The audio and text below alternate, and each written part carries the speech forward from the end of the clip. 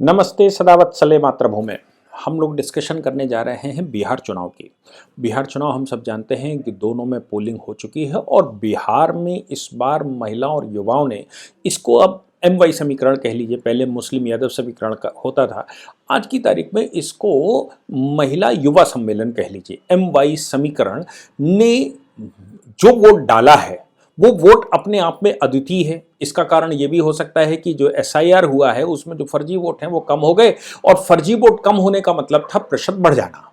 देखिए फिर से समझिए, पहले 1000 वोट हुआ करता था। 1000 वोट में अगर 200 वोट खत्म हो गया और पहले 1000 वोट में 600 वोट पड़ा तो 60% वोटिंग होती थी।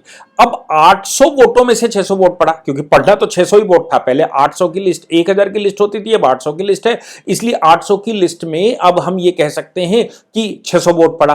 तो जो वोट इतना कम हुआ इसकी वजह से भी ये कहा जा सकता है कि बिहार में चुनाव पर जो वोट परसेंटेज है वो बढ़ा। हालांकि ये वोट परसेंटेज बढ़ावे को सभी पार्टियां अपने अपने मन से अपने अपने पक्ष में भुनाने की कोशिश करती हैं। कुछ लोगों का कहना था कि बिहार में जब भी वोट बढ़ा है तो सरकार की स्थिरता के लिए बढ़ा है।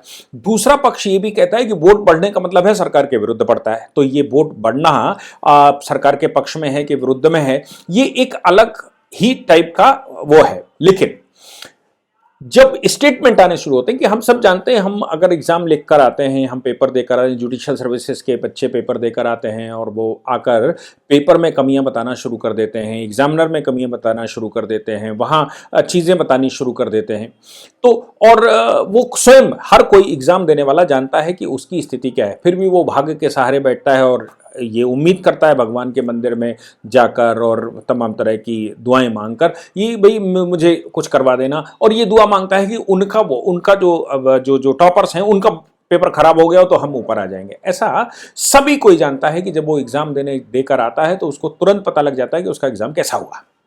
वैसे ही वोट का मामला है।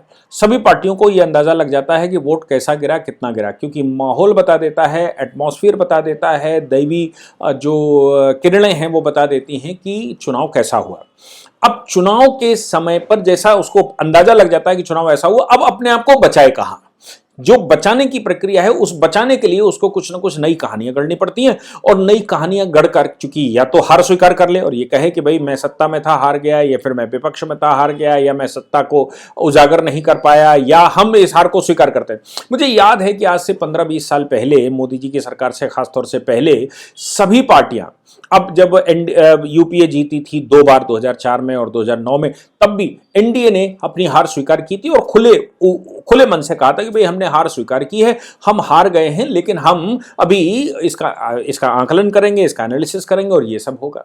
2004 का चुनाव हारे थे तो अटल बिहारी वाजपेयी जी अज्ञातवास में चले गए थे, और वो हिमाचल प्रदेश में किसी विद्यालय में 1 लाख रुपए डोनेट करके आए थे। उसके बाद पत्रकार वहां पहुंच गए तो उन्होंने कहा हाँ, हार का हम आकलन करेंगे। हो सकता है कि बिहार में वो जो गुजरात में जो कुछ हुआ, या गुजरात में जो दंगे शुंगे हुए, उसके वो भी कारण हो। शाम को ही स्टेटमेंट आने लगे थे। इधर से राष्ट्रीय स्वयंसेवक संघ के उस समय के सरसंघ चालक ने स्टेटमेंट दे दिया था, और उन्होंने ये कहा, सुदर्शन जी ने, कि भाई अगर बिहार ये इसकी वजह से, गुजरात की वजह से हारते की वजह से कुछ इफेक्ट पड़ता तो उसके बाद हम राजस्थान जीत के और उसके बाद मध्य प्रदेश जीत गया, तो ऐसा नहीं होता। कुल मिलाकर आंकलन होना शुरू होता है, और उसी समय अटल बिहारी वाजपेयी जी ने नैतिकता के आधार पर कुछ समय बाद ही इस्तीफा दे दिया, स्वास्थ्य कारण बताए, और वो चले गए अज्ञातवास में। बाद में परमात्मा ने उनको बुला लिया।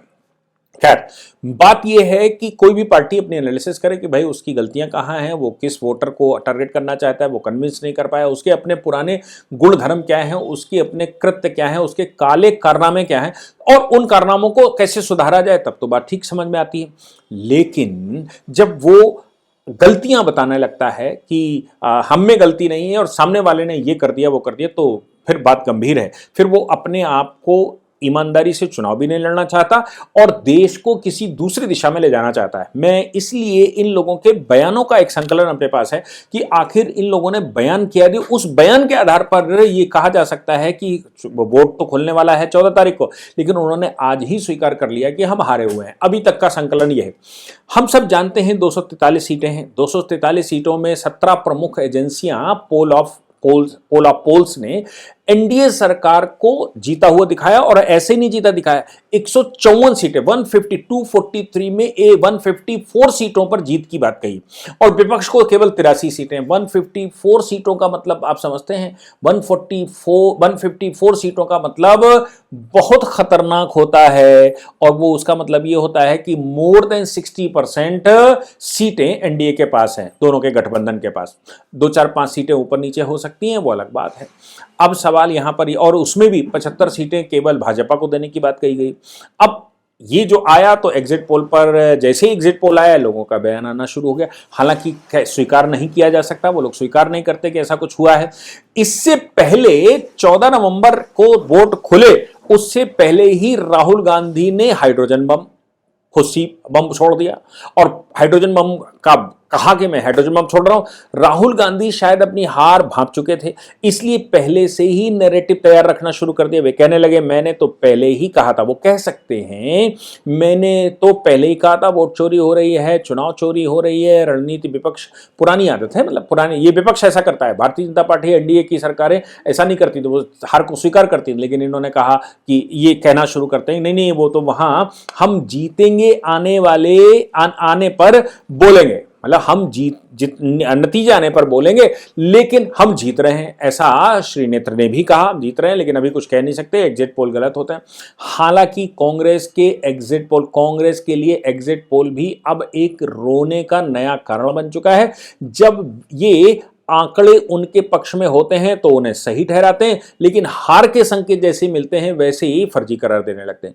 मीडिया को गोदी मीडिया कहना शुरू कर देते हैं और उसके पीछे छिपकर अपनी नाकामी के आंसू बहाने लगते हैं। प्रियंका गांधी का तो कहना ही अलग है।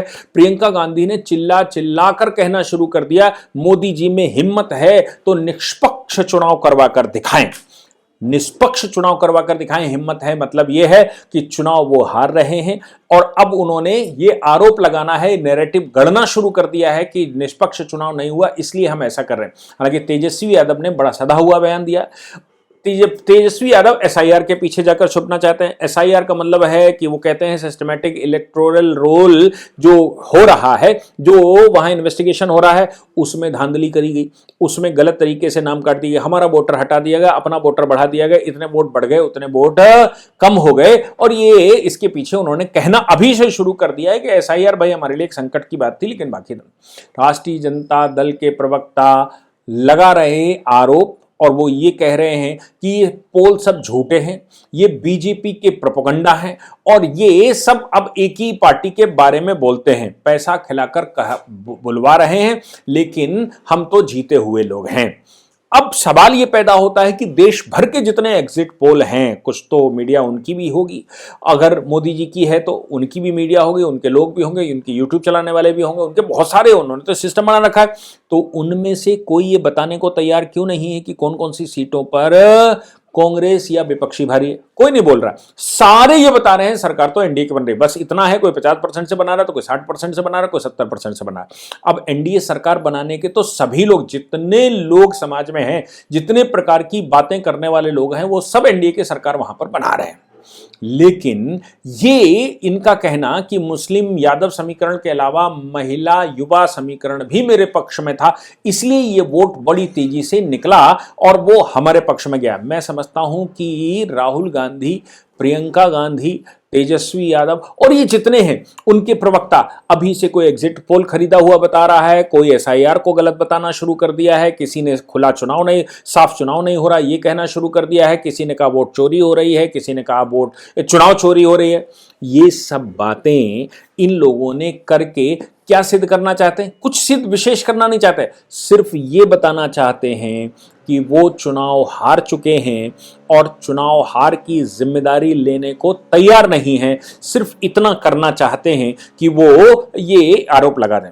एक चीज और है, राहुल गांधी ने बहुत बार, कई बार, कभी इस बार मजे की बात यह है कि जाति जनगणना वहां या जाति विषय नहीं उठाया, जाति ओबीसी रिजर्वेशन या रिजर्वेशन विषय नहीं उठाया।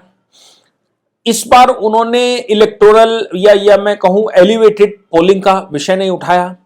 इस बार उन्होंने क्षेत्र का विषय नहीं उठाया। इस बार उन्होंने अडानी अंबानी का विषय नहीं उठाया। इस बार उन्होंने सेबी का विषय नहीं उठाया। इस बार उन्होंने कोई विषय नहीं उठाया। विषय टारगेट करते हैं। उन्होंने टारगेट किया कि भाई वोट चोरी एक अच्छा साधन है और वोट चोरी, चूंकि चुनाव जीतने की तो उनकी परिस्थिति है ही नहीं, इसलिए चुनाव आयोग पर प्रश्न खड़े करो, एसआईआर पर प्रश्न खड़े करो, और चुनाव आयोग, एसआईआर और ये सब बातों पर प्रश्न खड़े करके इतना इसको गिरा दो कि देश में एक वर्ग जो उनके पक्ष में रहता है, जिसको एम समीकरण भी लोग कहते हैं, जो उनके पक्ष में रहता है, वो कम से कम कभी ना कभी किसी न किसी माध्यम से शाहीन बाग जैसे या सीएए जैसे आंदोलन में उतर आएगा। और आंदोलन में उतरने के बाद हो सकता है कि प्रधानमंत्री, राष्ट्रपति और बाकी लोगों को वो अपनी सीट से हटा दे, और हटाने के साथ साथ वो सत्ता पर बैठ जाए। ये वैसे ही जैसे नेपाल में हुआ, वैसे ही जैसे बांग्लादेश में हुआ, वैसे ही जैसे और देशों में, जैसे श्रीलंका में हुआ, वैसे ही जैसे और छोटे देशों में होता है। लेकिन राहुल गांधी शायद भारत को आकलन करने में सफल नहीं हो सकते या नहीं हो पा रहे हैं, क्योंकि भारत एक बड़ा देश है। ब्राजील में इस प्रकार का प्रयोग करने की कोशिश की थी, लेकिन ब्राजील के राष्ट्रपति, जो पूर्व राष्ट्रपति थे, उनकी गिरफ्तारी भी हुई, और उनकी गिरफ्तारी के साथ साथ उनको सजा भी हो गई है। आप सोचिए, यही काम डोनाल्ड ट्रंप ने करने की कोशिश की थी, लेकिन डोनाल्ड ट्रंप उस समय विवादित हो गए थे, उनके सारे अकाउंट बंद कर दिए गए थे, उनको मीडिया प्रतिबंध लगा दिया गया था। बस इतनी सी बात थी कि सुप्रीम कोर्ट ने उनको खुला छोड़ा था, क्योंकि सुप्रीम कोर्ट के 7 जजेस में से वो 5 जजेस का अपॉइंटमेंट करके गए थे जब उनकी पहली बार सरकार थी। उन्होंने उनके ऊपर चार्ज प्रूफ होने के बावजूद राष्ट्रपति का प्रिविलेज लेते हुए उनको माफ करने की बात कही थी और छोड़ दिया था। लेकिन वो सत्ता में पुनः आए, वो अलग बात है। लेकिन आप समझिए, जो बाइडेन के मामले में, जो बाइडेन के शासनकाल में उनको ऊपर तमाम तरह के मुकदमे लगे थे। महाभियोग की बातें तो नहीं लाई जा सकती थी, क्योंकि वो राष्ट्रपति पद छोड़ चुके थे, लेकिन फिर भी वो राष्ट्रपति पद छोड़ने को तैयार नहीं थे और वो व्हाइट हाउस पर जबरन कब्जा करे रहना चाहते थे। इस बात की भी उस समय न्यूज़ आई थी। लेकिन अमेरिका या ब्राजील इतने बड़े देश हैं कि इनकी कमांड एक जगह से नहीं होती। आप एक शहर में राष्ट्रपति, प्रधानमंत्री हाउस कब्जा कर लें, इसका मतलब कब्जा नहीं होता। इसका मतलब ये भी नहीं होता कि आपने सत्ता पलट ली। वो छोटे देशों में हो सकता है जहां आबादी ही 5 लाख हो, जहां आबादी 20 लाख हो, वहां तो हो सकता है जहां का एक शहरी सब कुछ हो, फोर्स भी वहीं पर और सब कुछ वहीं पर। लेकिन भारत जैसे देशों में ऐसा नहीं हो सकता, क्योंकि अब वो मुगलिय सल्तनत का टाइम नहीं है कि एक एक राज्य जीतते जाएंगे और बढ़ते जाएंगे। आज की तारीख में राज्य भी वोट से जीता जाता है और चुनाव से ही सरकार बनाई जाती है। और युवा जब स्वच्छता से, या व्यक्ति जब स्वच्छता से चुनाव लड़ता है तो और वोट डालता है, तो फिर वो ऐसा बर्दाश्त नहीं कर सकता।